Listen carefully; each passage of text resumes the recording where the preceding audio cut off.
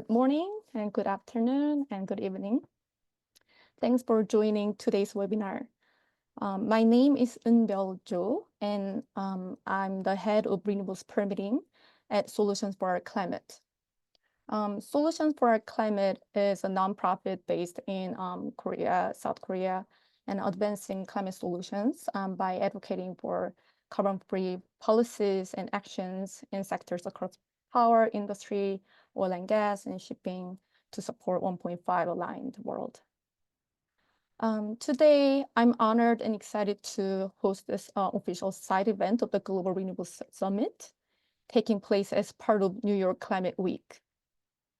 The focus of today's discussion is the launch of new findings by Climate Analytics and the NewClimate Institute, looking at what 1.5 aligned rollout of wind and solar could look like for key countries. As many of you know, this event comes at a very critical moment, following on from a decision by all governments at the last climate talks to triple renewables by 2030. However, while this collective goal has been set, turning these promises into tangible action requires clarity and detailed guidelines. Each country faces unique challenges and opportunities when transitioning to renewables. So it's vital that governments understand what this global objective means for their specific national contexts. The benchmarks and findings that Climate Analytics and the NewClimate Institute will present today are particularly timely as they provide actionable insights tailored to national circumstances. Also, the national benchmark we'll hear today are particularly relevant now as the government are preparing to update their nationally determined contributions.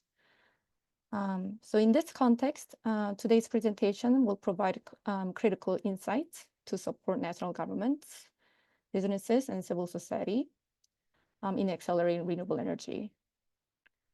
So I will now talk you through today's session and introduce our esteemed partners, presentations and panelists. First, we will begin with a joint presentation lasting about 10 to 15 minutes from our report authors, Dr. Neil Grant and Gustavo Di Vivero. And then following the presentation, we'll hear reactions from our discussions, Luis Burrows, Head of Public Affairs at the Global Renewables Alliance, and Kwali Monaheng from the Renewable Energy, the CAN International. And after the discussions, we'll open up the floor to Q&A session for about 25 minutes, and where I will facilitate the discussion. And then finally, we will close. So we'll dive into the presentation right away with the time limit. So let's begin with our joint presentation. Dr. Grant, Gustavo, the floor is yours. Thank you so much, Eunbeol. I will share my screen and we can get started. Great. So it's a real pleasure to be presenting you today, along with Gustavo, as two of the authors on this report and series of country briefings, although I want to really emphasize it's been a team effort and there's many others who've also contributed. So what's the context in which we're releasing these benchmarks? As Evie already said, we have the tripling goal, which is really important, one of the key levers to limit warming to 1.5 degrees. We also have wind and solar deployment accelerating around the world. In 2022, we added 300 gigawatts of wind and solar. Last year was almost 500. This year, we're on track to add around 700 gigawatts of wind and solar. But despite that acceleration, we're not yet on track. And as Evie was saying, if we want to turn this tripling ambition into action, we need clarity. And we particularly need clarity at the national level, at that level of implementation. And that's what this project has been focusing on, looking at wind and solar as a defining set of technologies for getting on track for 1.5 degrees, and looking at how much is needed at the national level. Today, we've launched benchmarks for 11 selected countries that you can see on the map to the right. They represent over 70% of current wind and solar deployment, and we'll be looking to extend this in the coming years. What are some of our key findings when we look across those 11 countries first? Well, a few things that we see. First off is that wind and solar are the real key drivers of tripling renewables. So while total renewable capacity grows around threefold by 2030 and about fivefold by 2035, across the countries, we see wind and solar capacity growing fivefold by 2030 and 8 times by 2035. So they really are the engine house of renewables rollout. Secondly, we saw that, as mentioned, while wind and solar capacity is accelerating, that's a really good thing because we need to see these accelerations. So over the next period of the decade, we need to add per year about 3 times as much wind and solar as we've been adding in the first third of this decade. So there's a very needed acceleration. And the final key finding before we dive into country level findings that I wanted to highlight is that we really saw that we need both wind and solar in this transition. So at the moment, actually, wind is providing more electricity than solar around the globe. And in the 11 countries we looked at, on aggregate, that continues out until the mid-2030s. So wind is providing a really key near-term source of zero carbon electricity. But as we know, solar is really growing incredibly fast at the moment. And those growth trends driven by policy and cost reductions see it by 2050, solar providing about half of total electricity generation in the 11 countries assessed. That's a few findings looking at the 11 countries as a whole. But I think where this report and the accompanying briefings really comes into its strength is looking at individual countries. And we've got a wealth of depth on the wind and solar rollout in each country. Now, it won't be possible to look through all of that now, but me and Gustavo are going to try and give you a bit of a flavor of some of the data and storylines that you can find in our work. So we're going to focus first off on China as one of the most pivotal countries in the wind and solar transition. So in our project, we focused on 2 key drivers of wind and solar rollout, and that's fossil phase out and demand growth. So first, fossil phase out. We know that to limit warming to 1.5 degrees, we need to phase fossil fuels out of the power sector by around 2040 globally to achieve clean power. And wind and solar are going to be needed to push that fossil gas and coal out of the mix. But secondly, if we look at demand growth, we know that electricity will be a key fuel of the future in a zero carbon energy system. And so that means we also need wind and solar, not only to push out coal and gas, but to provide those clean electrons to power our buildings, transport, industry, and unlock system-wide decarbonisation. So in our project, for each country, we provide a fossil phase-out schedule that aligns with 1.5 degrees, and a demand growth trajectory, which is based on a review of national studies accounting for high electrification in the energy system. And you can see here in the case of China, that China would need to phase out fossil fuels by 2040 in the power sector to align with 1.5 degrees. And China sees particularly strong growth in electricity demand out to 2030, after which, due to structural adjustments in the Chinese economy, growth begins to slow. Now, once we have a demand growth trajectory and a fossil phase-out schedule, we can calculate the level of clean power which would be needed to both phase out fossil fuels and meet demand growth.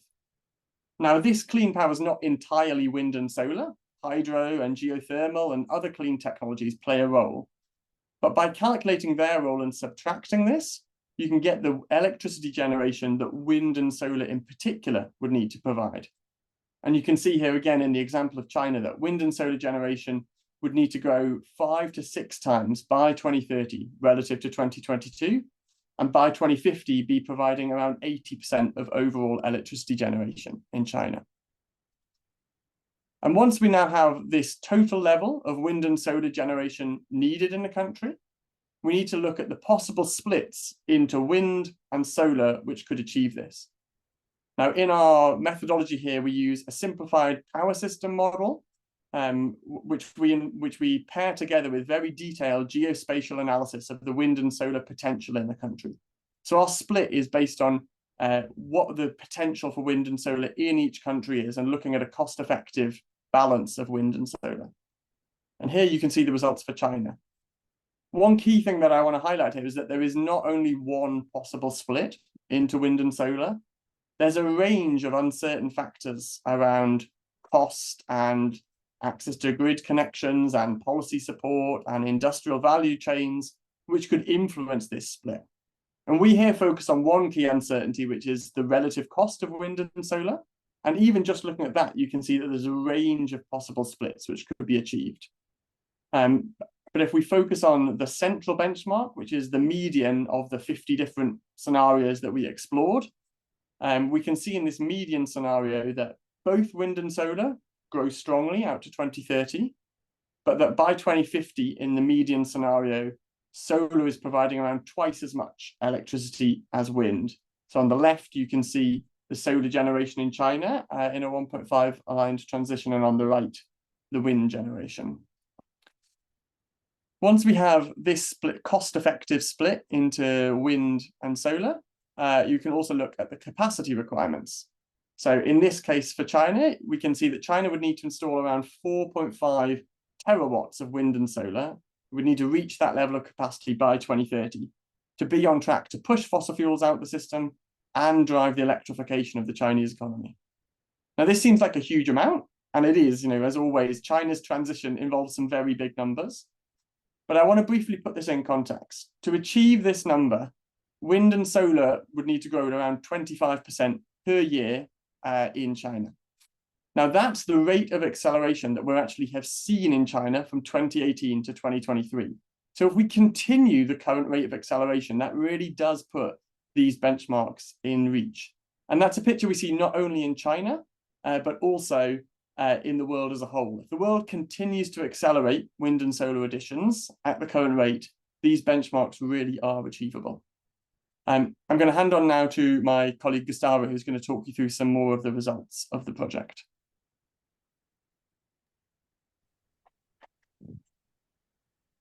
Thank you, Neil. Yeah, this is Gustavo here from NewClimate Institute. I'm really excited to be part of this and to be sharing with you the findings that we have had from this exciting project.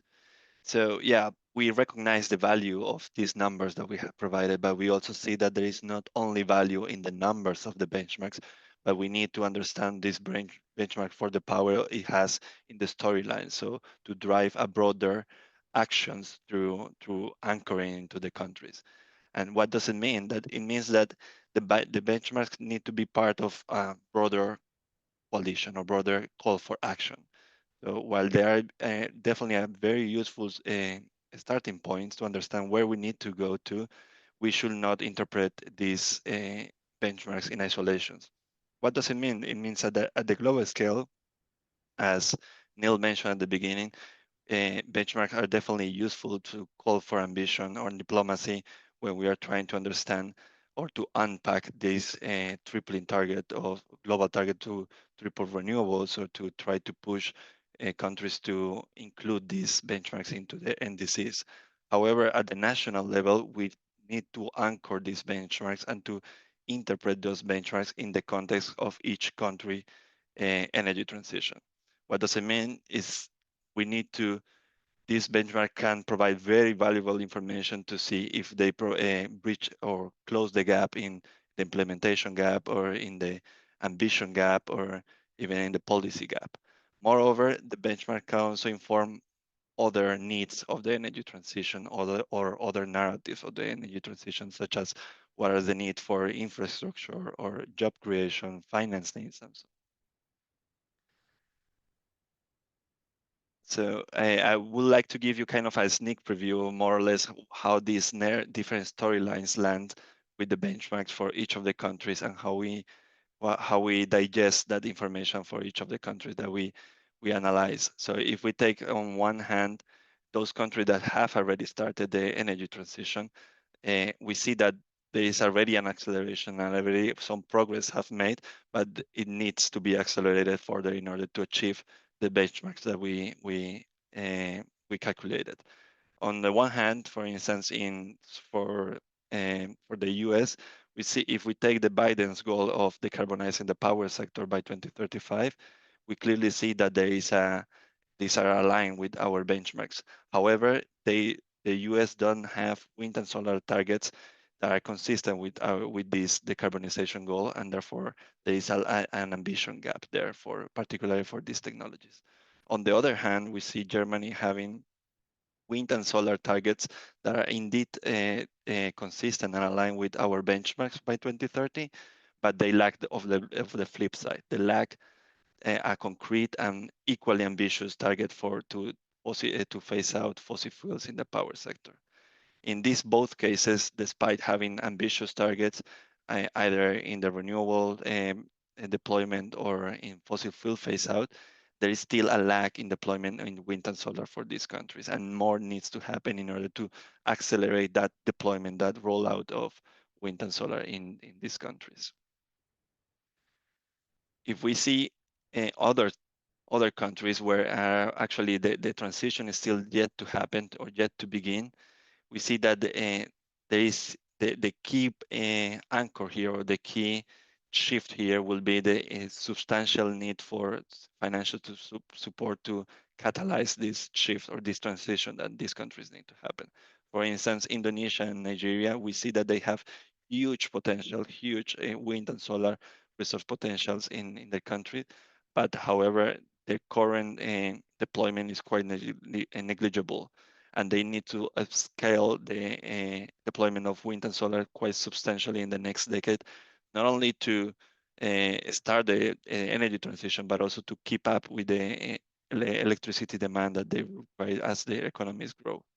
For this, it's essential that investment starts accelerating, and international support, international finance is instrumental.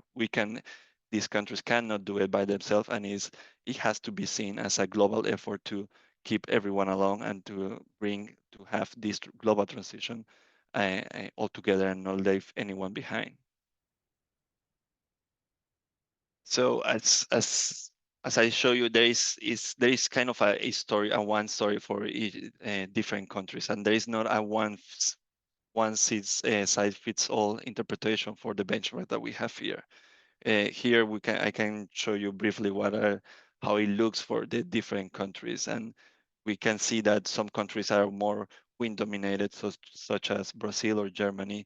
Others are more solar dominated, such as China, India, or Nigeria, and others are a bit more even distribution between wind and solar, such as USA and Australia. So, and this is when we look at the technology split, but when we also look at the scale or the magnitude of scale in the next decade, is also quite different between country to country. So it's really important, it's really essential that we understand these benchmarks on the context of each country.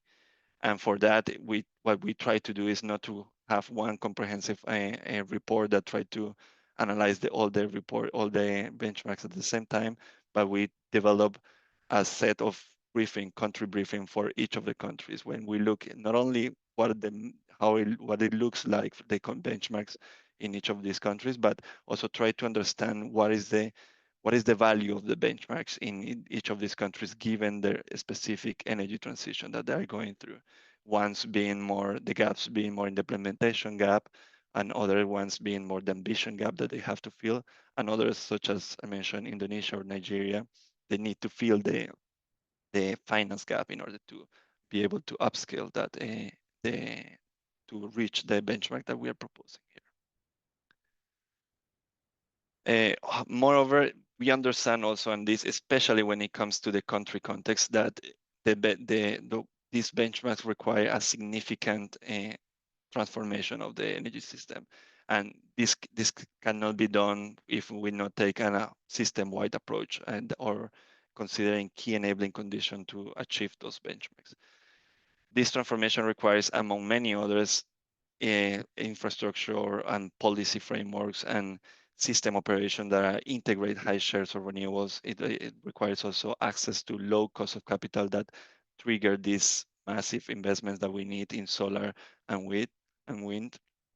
It also requires grant-based financing and institutional frameworks to support, to navigate the transition that is required, particularly for low-income countries. And it also requires countries to set clear and ambitious targets or renewable targets for wind and solar. And last but not least, it also requires that we put just transition at the center in order to make sure that we bring everyone along and that this energy transition is done in an inclusive and equitable way. And finally, I would like to finish with this kind of a snapshot of how on track or off track we are right now. And it's clear that by 2030, if we continue as we're doing and given the projection that we see in the future, we are off track. However, this off track or this capacity gap that we have in 2030 for wind and solar is not evenly distributed across countries and across technologies. When we see solar is a bit more on track and is closer to reach in most of the countries, or at least 4 or 5 of the countries that we see, they're very close to meet the benchmark. However, wind is lagging behind, and that needs a critical policy support, particularly in the next decade, in order to reach the gap. And on the country basis, there are massive gaps also from country to country. One, Indonesia and Nigeria are quite behind the track and behind schedule in order to meet these targets, and therefore they require particular attention in providing finance in order to meet those targets. So we need everyone on board in order to achieve this. As Neil mentioned, is achievable, but we need everyone on board. We need governments, we need policies, we need industry on board. We need policy, public support and finance. And the window is quite narrow. We are looking in the next decade or so, and the transformation is still behind us, but it's definitely doable, and it's just bringing all the community and all the action and traction in order to achieve these targets.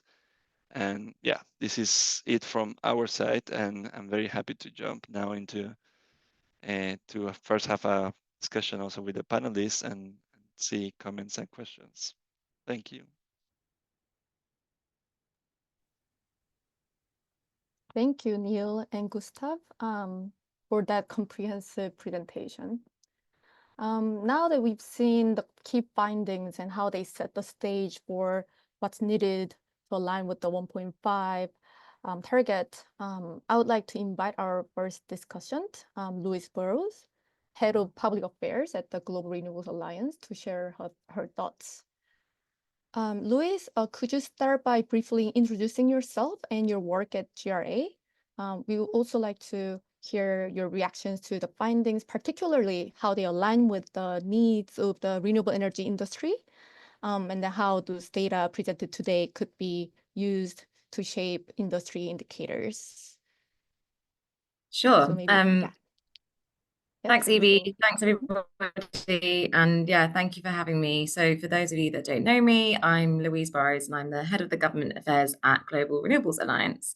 Firstly, I just want to say greetings from New York Climate Week. We've just kicked off our Global Renewables Summit, and we're really pleased that this webinar is part of our opening launch for this event. And congratulations, Climate Analytics, on another fantastic piece of research. As always, just churning out some great stuff.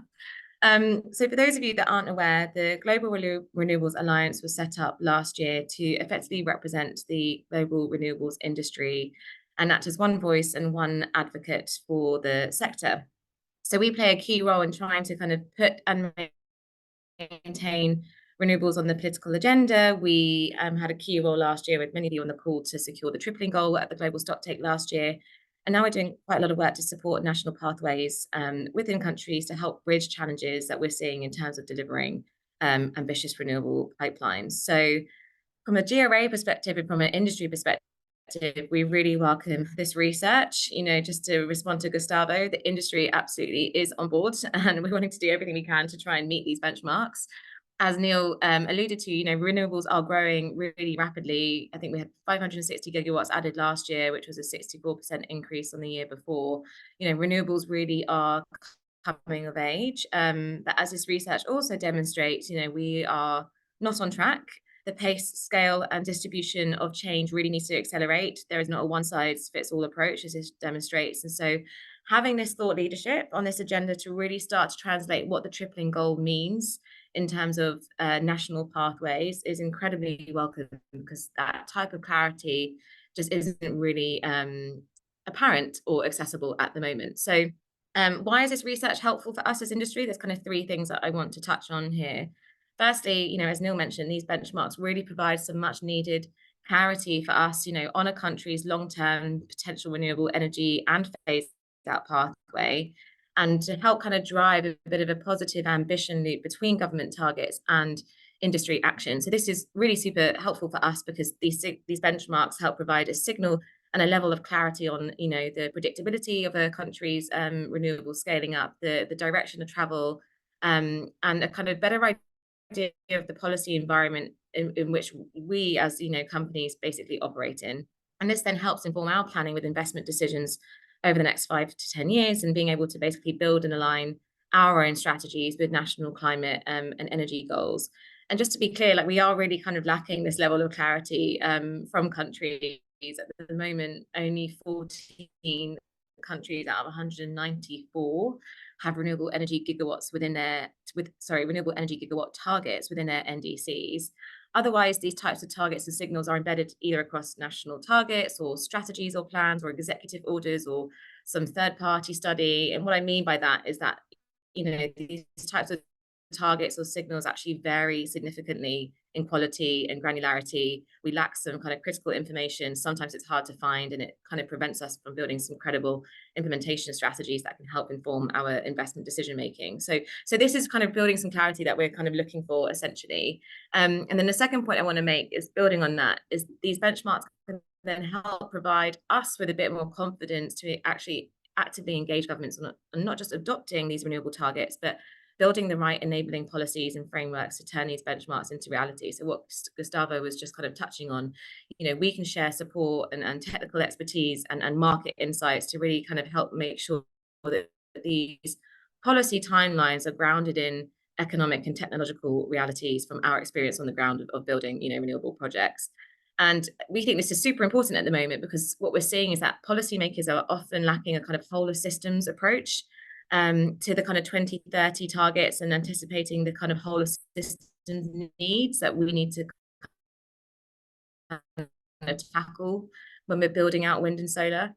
And so these benchmarks can allow us as industry to kind of work a bit backwards and engage governments in a more meaningful way, and how we can advise on what those integrated policies can be to build wind and solar. So I'm talking about, grid expansion, energy storage, demand side management, those enabling areas to help support fossil retirement, but also build a kind of coordinated transition as well. And I can plug here our Time for Action campaign, which we launched in June, which we're pushing for action on grids, permitting, supply chains, and finance. And then the third piece I would say is that I actually see this as a bit of a call to action to us as well as industry, and not just governments. Building out wind and solar, as I just mentioned, is going to take a lot of storage and hydro, and even hydro and other kind of technologies to build that flexibility and variability to meet these goals. And we as a GRA represent all of those technologies. And I think we need to be doing a really good job and more effective job in building that collaboration across the different technologies in terms of how they engage with governments, to make sure that we're building out those credible pathways, and then hopefully in turn attracting that private capital and the confidence, to invest in the transition. So we really welcome this ambition. We welcome the urgency that's laid out. We agree with the leadership that we need to see from these countries, and we basically kind of stand very ready to deliver. And one of the best ways we can deliver, and how we want to build that clarity going forward, is by nationally determined contributions that we're touching on. And this is the last point I want to make. We have a really big opportunity coming up for governments to reevaluate and realign their renewable ambitions when they're submitting their new and updated NDCs. And so we've launched a campaign today called Now Deliver Change. We have this very cheesy slogan, and we have this ad in the New York Times where we are basically calling on governments to include renewable energy targets within their new and updated NDCs. And so this report is great because it's kind of complementing our call by providing some guidance on what that can look like. And so we have this ad out today. We've got a letter that's been signed by over 100 institutions. Thank you if you're one of those. And we're calling for 3 things on those targets. One, that they are ambitious. So they're aligned with the global stocktake and aligned with 1.5 pathways, that they are specific, so that we see quantifiable renewable energy targets for 2030 and 2035, and that they are actionable. So they are really underpinned by robust energy resource investment plans. And that really, it kind of becomes transactional. It really allows us as a sector to reciprocate with our own investment plans and align our strategies with national goals. Just a quick stat for you. I think over 80% of renewable energy investments have come historically from the private sector. And we as investors are more likely to commit to substantial capital to projects when we have that confidence in the stability and the predictability of government policy. So this really supports that. And I'll just end, we have COP29 coming up, and we're calling for a package of ambition, really. So one, trying to see that early movement on NDCs from developed countries, so submitting NDCs by COP, which have these renewable targets within that. And then we want to see some action and focus, particularly on those enabling areas at this COP, so on grids and storage. We know that the Azerbaijanis are thinking about this grids and storage pledge. It's kind of being combined into one now, but we have a role to make sure that that lands properly and we can explain what that means in practice. And then, of course, there's the NCQG, financing. We want to make sure that there is a mitigation goal within that, and that we, can see that increased international support from, developed countries to provide that support to low-income countries as well on building out these pipelines. So this is incredibly helpful, guys. We really appreciate it. And I'll stop there. Thank you. Thank you, Louise, for your insights. Louise shared with us the 3 points, how the benchmarking findings help industry to have more predictability, policymakers have more insight, and also lead the private investment to come into where it is needed. And also the ads, that was really great to see the ad on the newspaper in the New Climate Week, especially. And now we will turn our discussion to second discussion, Kwali Munaheng, an expert on renewable energy for the global platform of action at CAN International. Kwali, could you please introduce yourself and your work with CAN International? And would also love to hear your thoughts on today's presentation, especially in the context of developing countries. How do you see these findings impacting countries that are just beginning their journey into wind and solar energy? Thank you so much for that. Sorry. Yeah, go ahead. Please go ahead. I was just gonna help to frame the discussion. Maybe what kind of support you think developing countries need financially and technically to successfully scale up their renewable energy capacity and meet these ambitious goals. But yeah, please, floor is yours. Thank you so much, Ibi. And thank you to NewClimate and Climate Analytics for this really amazing report, which kind of more than anything echoes our position as Climate Action Network and the work that we do through the Global Platform for Renewable Energy, which spearheads CAN International's work for promoting a just and equitable phase out of fossil fuels, as well as the expansion of renewables to achieve 100% renewable energy systems. This also, I think, from our interactions throughout the year with Climate Analytics over a talk series around the pledge, this report provides more than anything a joint planning, consensus building, and also allows really civil society to position and advance progressive regional and renewable energy targets. And this report goes even deeper into that renewable energy tripling goal by 2030 on regional and national implications on the global goal. I think it's very important and for amplifying our community, civil society voices, especially from the global south, as you said there, EB, that's very important for us to hold our governments accountable on the ambition and the scale of ambition on meeting regional and national renewable energy targets. You will note over the past week, CAN International joined millions of climate activists in uniting across the world, with more than 50 countries really demanding that urgent action to phase out fossil fuels through the Global Week of Action. And just borrowing from Louise's presentation there on the importance of fossil fuel, phase out, the importance of climate justice, and the importance of the NCQG on climate finance under our phase out and pay up campaign heading into COP29. So, I mean, with that caveat, I want to sort of frame it up for civil society that this is really in alignment with where we're going. On the report itself, I think it provides a platform to highlight the nuances of a just energy transition. That's very important, particularly in the rollout of renewable energy deployment for communities, for civil society.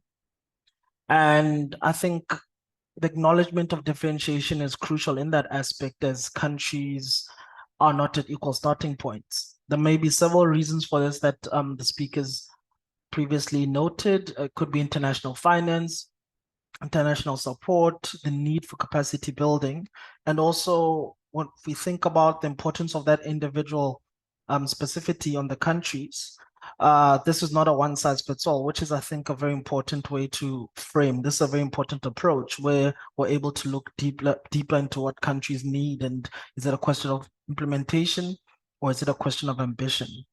The other speakers spoke again on the importance of clarity and information deficit. That is quite the gap that's closed here. We will know that in terms of short-term renewable targets heading into 2030, there's a need for these alternative solutions that can be implemented tomorrow. And this report really helps countries with that. An important aspect, again, that I want to really press on is that systemic approach, which is aligned with our CAN ideals on the scale of systematic or systemic transformation, rather, that's required in the transitional, in the energy transition goals. I also noted that upon reading it, it was quite interesting to see that where other countries were strong in solar, other countries were also strong in wind, where other countries had a good mix. So that specificity is important, considering how communities also interact with that deployment of renewable energy. And also, interestingly enough, countries are also, it was great to see that countries also exceeded renewable energy deployment. And apart from all of these amazing, incredible milestones that have been generated by renewable energy, fossil fuel deployment is still at an all-time high. Fossil fuel subsidies are still present, and there's still an expansion of the fossil fuel industry. So that's something very important. The report provides that alternative pathway that governments should take. And to close off from a CAN international point of view here, the tripling for renewable energy can be done in many ways, and we need to make sure that it is done in a just and equitable way, ensuring decent and equitable access energy for all across and between countries. We need to deliver on quality access, reliability, affordability, and ensure that this renewable energy is also community owned. I think that's something very important, as we know that there is a potential for even renewable energy to really violate human as well as environmental rights. So that's something very important. And yeah, this can only happen again, lastly, if investments are scaled up and redistributed equally. I'll end off there, and great presentation, folks. Great report as well. Thank you. Thank you, Koila. And thank you both of our panelists for their valuable insights.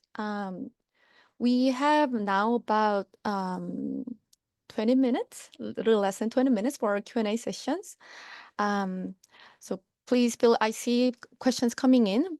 Please feel free to submit your questions. I will do my best to facilitate the discussion. So let's just dive right in. Our first question, we can start with, I see there is a question from Leonardo, saying, how should national deployment targets be reflected in NDCs? Which country NDCs matter the most? And I think this question could be open to all panels today.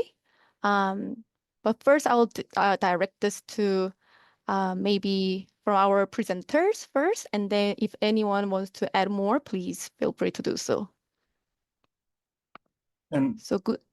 Neil, please. Thanks, Evie. I'm happy to come in briefly. I think there's maybe two ways to talk about this question. One is more on the how they should be in the NDCs, and I think Louise's campaign and the GRA's campaign has got some really helpful advice there on sort of specificity, ambition, clarity.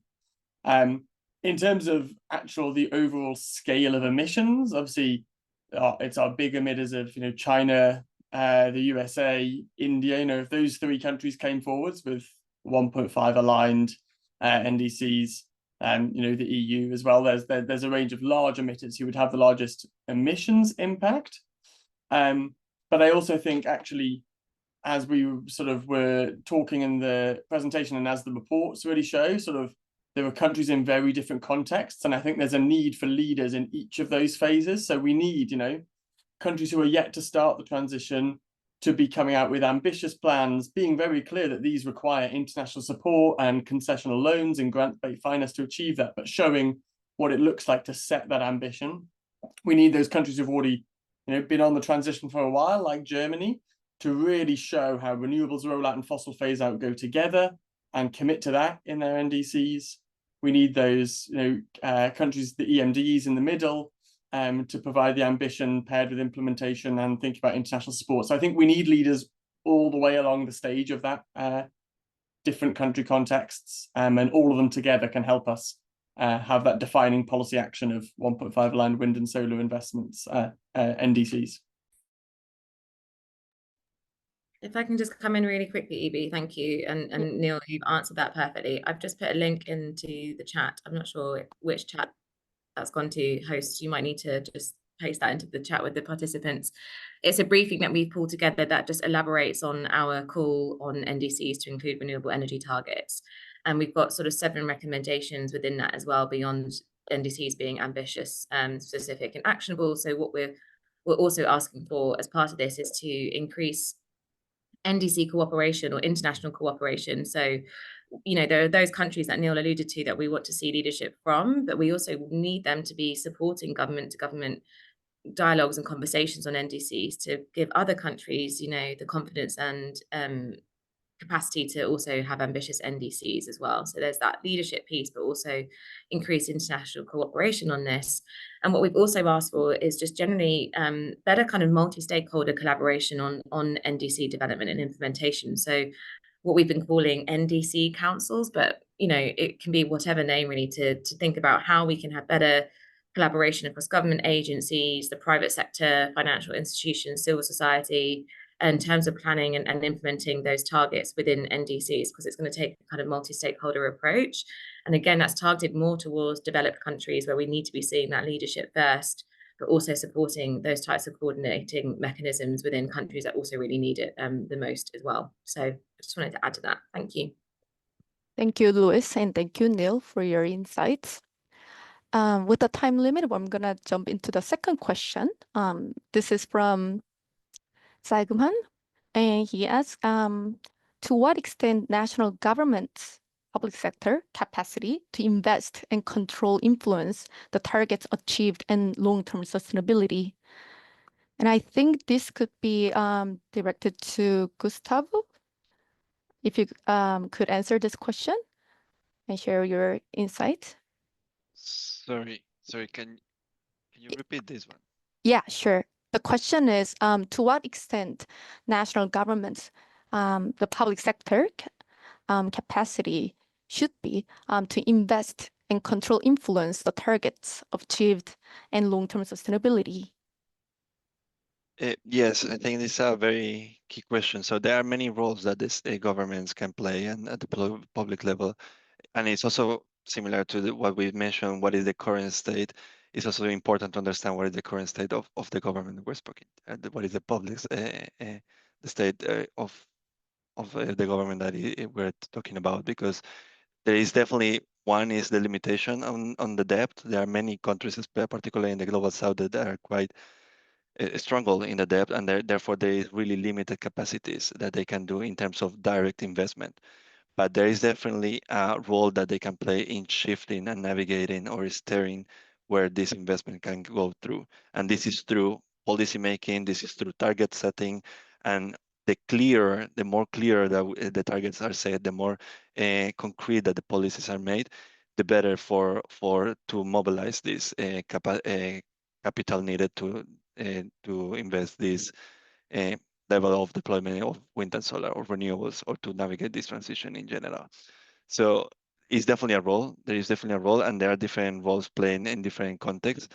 And And of course, all these have to be navigated at the same time when we're talking in sustainability. We're talking in terms of sustainability, make it economically sustainable in the long term, because we're talking about that transformation in the next decades. But it's also, we're talking about how to do it in a just and transition manner. And here I want to take one Relly also mentioned. We need to, these policies also need to incorporate already the inclusion of the community, how communities are driving also this transition, and how this transition can be shaped by these communities. And by articulating, this is the central role that governments could play, articulating these complex settings by policy making and by trying to mobilize the investments.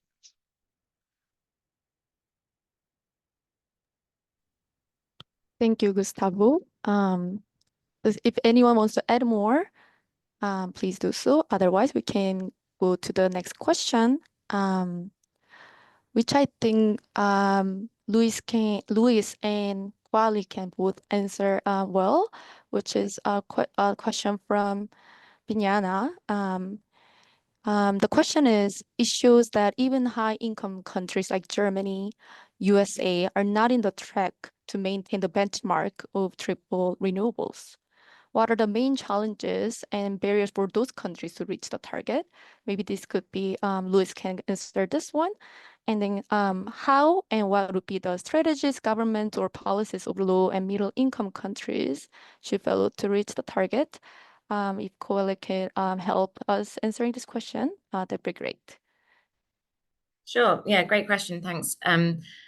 So there's a number of issues that the industry is facing at the moment in terms of scaling out renewables in these high income countries, because it kind of feels like we have sort of managed to take on a lot of the low hanging fruit at the moment in the kind of initial scale up of renewables. And now we're at a point where we are really trying to kind of phase out coal in some of these countries. You know, it's the same in the UK. And that requires now a much more rapid build out of infrastructure.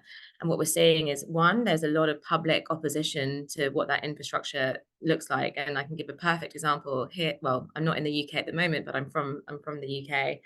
We're seeing big opposition in the southeast to new pylons being built, and this issue of people saying, well, not in my backyard. It's a term that we have, what we call NIMBYism, and this kind of real opposition to the build out of this type of infrastructure, even though it's clean. So public engagement and public support for this type of infrastructure and the build out is absolutely critical if we're going to start to make, you know, more headway from what we've done so far.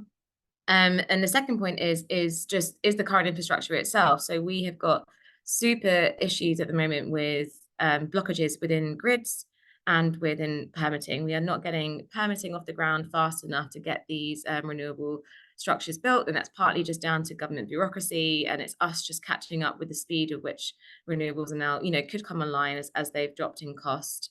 And then grids as well. We don't have the kind of, our grid infrastructure is still not good enough in order to manage the amount of queues that we have of renewable energy projects on the grids. And the global figure at the moment is something insane. It's like 3,000 gigawatts of renewable energy projects are currently just queued in grids because we don't have the right connections for them or the capacity to manage that type of electricity. That's like more than, I think it's like China and India's electricity generation combined. It's a crazy figure anyway. I was trying to comprehend it in my head. So that's where we're at now. It's getting quite technical. It's getting, you know, quite into the weeds of infrastructure and flexibility, and that's what we're tackling at the moment. And that public, to get the public on board to help build this out is really critical. And that's actually not just a problem within these high-income countries, but we're seeing it in Colombia as well.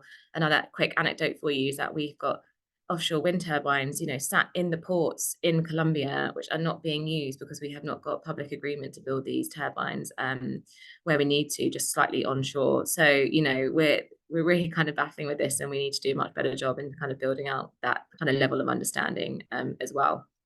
I'll stop there. Thanks.